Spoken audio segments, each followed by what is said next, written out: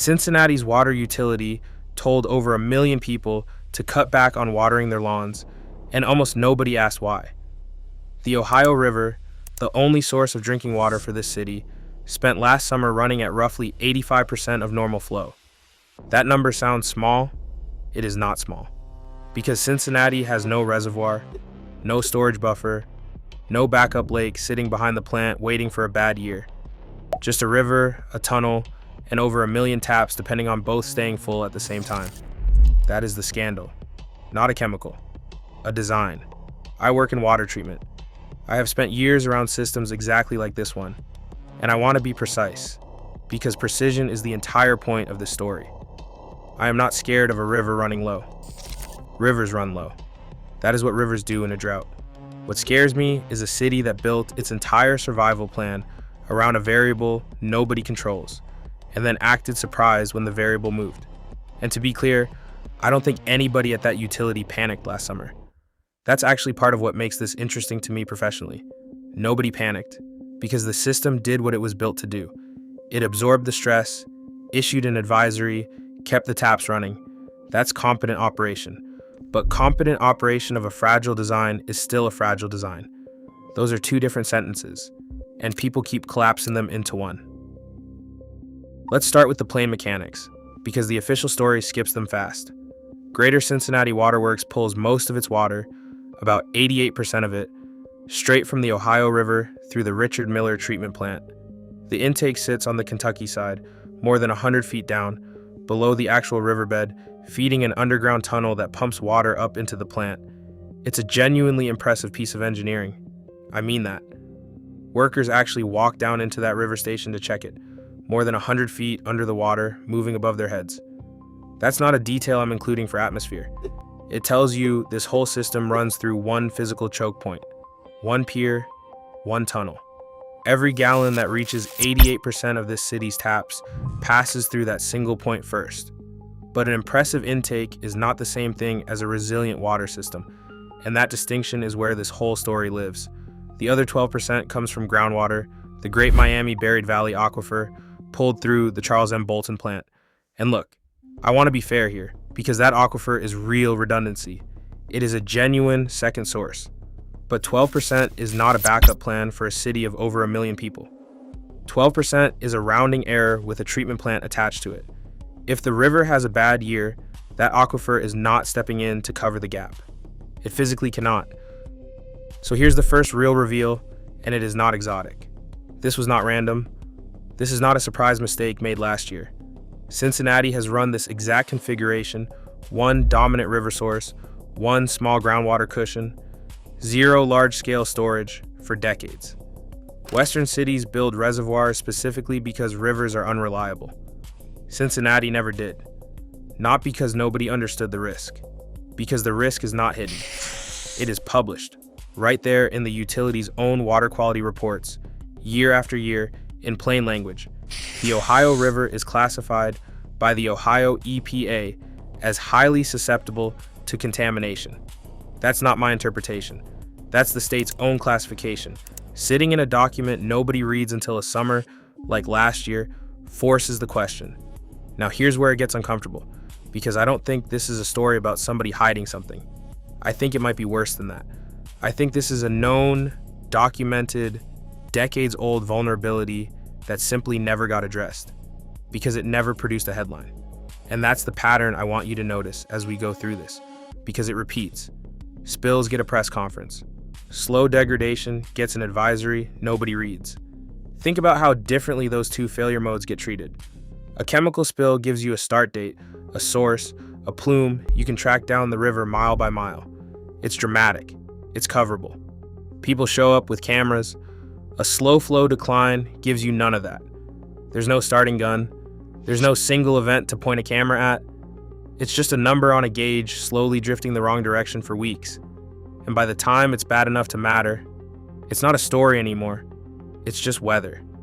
That asymmetry in attention is exactly why a structural vulnerability like this can sit published in a water quality report for decades without anyone treating it as urgent. Let's talk about what actually happens physically when a river like this drops to 85% of normal flow, because this is the part people skip past like it's a boring statistic. It is not boring. Lower flow means less water moving through the same channel, which means less dilution. And dilution is doing more work than people realize. Whatever is already in that river, whatever industrial byproduct, whatever agricultural runoff, whatever background organic load gets more concentrated when the volume of water carrying it shrinks. Low flow doesn't just mean less water. It means everything already in the water gets stronger. That's not a metaphor. That's basic chemistry. And it's exactly why Greater Cincinnati Water Works issued a Stage 1 advisory in August of 2025, right as Ohio moved into a moderate D1 level drought. And this is where I need people to slow down, because the advisory itself tells you something the press release does not say directly. The stated reason for asking people to cut back on watering wasn't just conservation for its own sake. It was to ease pressure on the treatment plant during a period when the raw water coming in was already harder to treat. Read that again. The plant was already working harder before anyone called it a crisis. That's not panic language from me. That's the operational logic behind the utility's own advisory. Here's the next layer, and it's the one that actually worries me more than the drought itself. This system has a real track record of handling contamination. In 1994, a fire at a Shell facility upstream sent ethylene dibromide into the river at concentrations far above the allowable limit. That same year, the utility logged 123 upstream spill reports, compared to a 5-year average of 105. The plant's granular activated carbon facility, the GAC system, caught it. No EBD reached finished water. The utility got commended by the state for it. That's a genuine success story, and I'm not going to pretend otherwise. Then in February of 2023, after the East Palestine train derailment sent a chemical plume down toward the river, the utility shut its intake preemptively, ran on reserves, and tested more than 160 water samples before reopening. Officials tracked that plume from around River Mile 40 all the way past Mile 500 before they were confident it had thinned out. High river levels at the time actually helped dilute it faster than expected.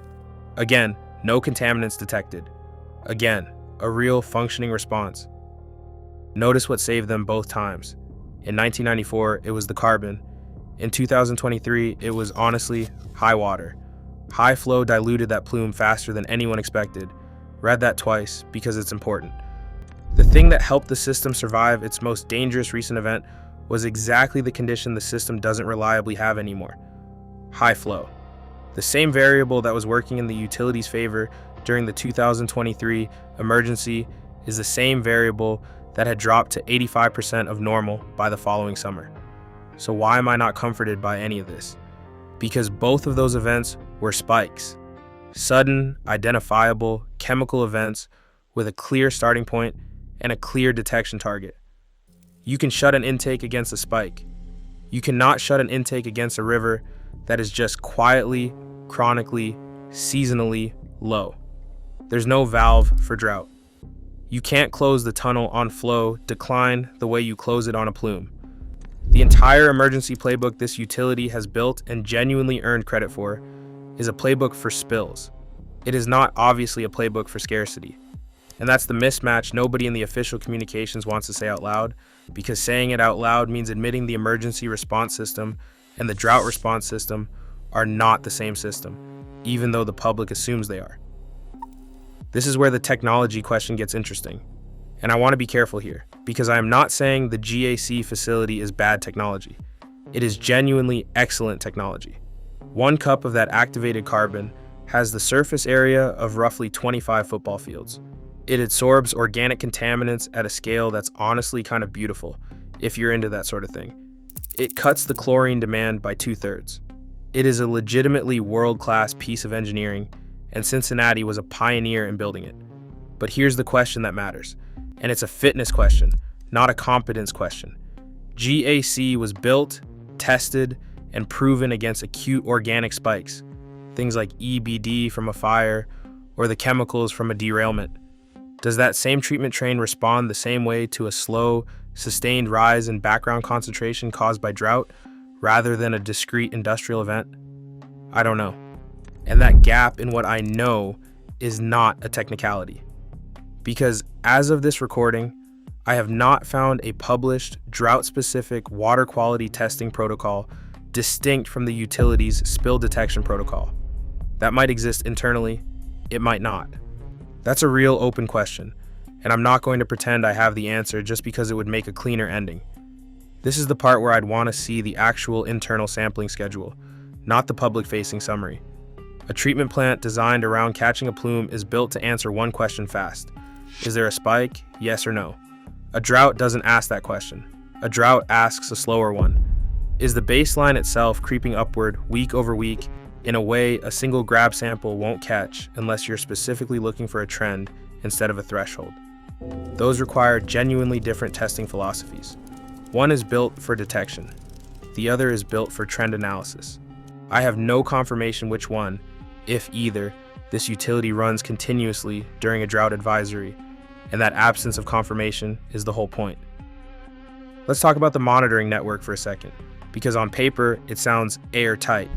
Orsanco, the interstate commission that oversees Ohio River water quality, runs 16 fixed detection stations along the river, and the Richard Miller plant hosts one of them. 16 stations sounds comprehensive. It sounds like the system is watched. But watched for what?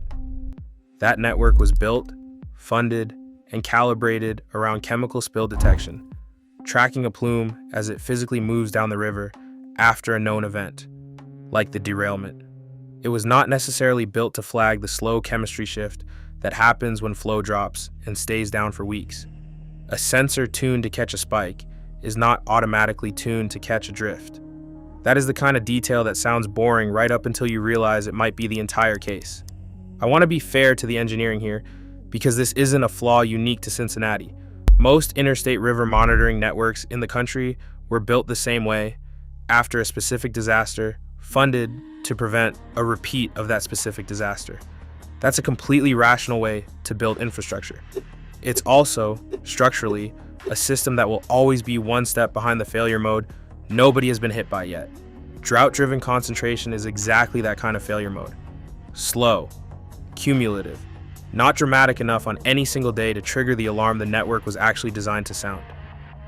And here's something that bothers me professionally more than almost anything else in this story. I have not found any public record of Greater Cincinnati Water Works or Ohio EPA ever formally proposing a large-scale reservoir or supplemental storage buffer for this system and being turned down. I want to be clear about what that means, because it's easy to read that the wrong way. It does not mean somebody killed the idea.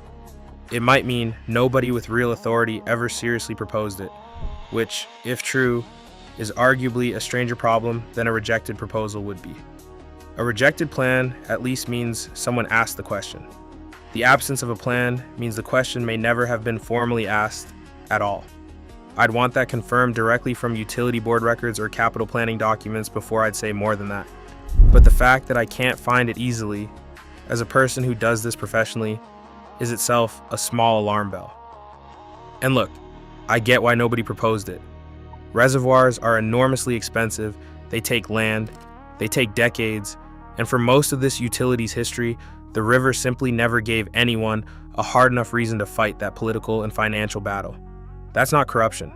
That's just how infrastructure decisions get deprioritized, quietly, year after year, until a drought shows up and asks the question nobody budgeted time to answer. The absence of a plan isn't a smoking gun.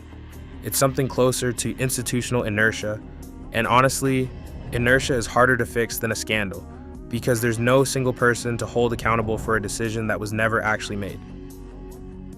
Now let's talk about who actually depends on this. Greater Cincinnati Water Works serves more than 1 million customers across roughly 243,000 residential and commercial accounts through more than 3,100 miles of water main. That's not just the city of Cincinnati. That's most of Hamilton County, parts of Butler and Warren counties in Ohio, and part of Boone County across the river in Kentucky. 2 states, 4 counties, 1 river, 1 tunnel, 1 intake pier sitting more than 100 feet under the water. When people ask what's actually at stake here, that's the honest answer. Picture it plainly. Families running dishwashers and filling bathtubs in 4 counties, all of it tracing back through 3,100 miles of pipe to that same underground station on the Kentucky bank. People fishing off the riverbank on a hot August afternoon, standing a few hundred yards from the exact pier that supplies their own tap water, with no idea the plant behind them just issued an advisory. None of that is a health emergency. I want to say that clearly because I'm not trying to scare you into thinking your glass of water was dangerous last summer. It wasn't, based on everything public I've found. The stakes here aren't a poisoning. The stakes are a margin, a genuinely narrow one, and margins are exactly the kind of thing nobody notices shrinking until the exact year it finally runs all the way out. The operational margin for the entire system shrinks every time that river drops, and there is currently no engineered cushion absorbing that shrinkage except the treatment plant working harder and the public being asked to water their lawns less. I want to be fair to the utility here too, because this isn't a story about incompetence. Their response to actual contamination events has been fast, transparent, and by most accounts well executed. The superintendent of water quality has walked reporters through the plant, explained the sand filtration, the GAC step, the UV disinfection facility built in 2013. This is not a hidden, secretive operation. The information is public. The reports are public. That's actually part of what makes this frustrating, because all the pieces needed to see the vulnerability are sitting right there, in documents nobody connects together, until a drought forces the question. So here's the professional standard of care question I keep coming back to. A resilient single-source water system needs one of two things: either genuine storage capacity that can absorb a multi-week flow deficit, or a second source large enough to meaningfully cover the gap when the primary source is stressed. Cincinnati has neither at meaningful scale. 12% from an aquifer is real, but it is not a cushion for a river running at 85% for weeks at a time. And it would be even less of a cushion if that number kept sliding. A competent resilience plan doesn't wait for the drought to prove the point. It runs the numbers ahead of time. What does a 60% flow year look like for this exact intake? What does a multi-month D2 or D3 drought, worse than what hit in 2025, do to raw water concentration at that specific pier? Does the aquifer's 12% scale up if the utility invested in additional wells, or is that number capped by the physical size of the buried valley itself? I don't have those answers, and as far as I can tell, neither does the public record, which is itself the finding. A well-managed system publishes its stress tests. I could not find one for this exact scenario, and that gap matters more than any single statistic in this story. And that's the part where I stop being diplomatic. This is not a mysterious environmental surprise. There's no dramatic villain, no secret dumping, no cover-up I can point to. What there is a documented, published, decades-old design decision, one river, minimal storage, that has simply never been forced to confront its own limits until a drought made the math uncomfortable. The system worked exactly as designed. That's the uncomfortable sentence. It worked as designed. The design was just never built for a variable getting worse. Let's zoom out on the drought itself for a second, because it didn't stop at 85% and stay polite about it. By September of 2025, drought conditions across Ohio had intensified. Soil moisture at depth was sitting in the bottom 2% of historical measurements for that time of year. The Ohio River's contribution to the lower Mississippi's total flow dropped to just 8%, compared to a typical 50%, which tells you how far this drought extended across the entire basin, not just around Cincinnati. The U.S. Geological Survey sent crews out for emergency low-flow measurements in the Scioto and Great Miami basins because normal monitoring wasn't keeping pace with how fast conditions were changing. That's not a local anomaly. That's a regional stress event, and Cincinnati's water supply sat directly inside it. I want to flag something clearly, because I take this seriously. You'll see videos online claiming the Ohio River dropped to 5% of normal flow, or that it fell 95% in 24 hours. I looked for the source behind those numbers. I could not find one. Not in the utility's own reports, not in USGS data, not in NOAA's river gauge records, not in the state drought monitor.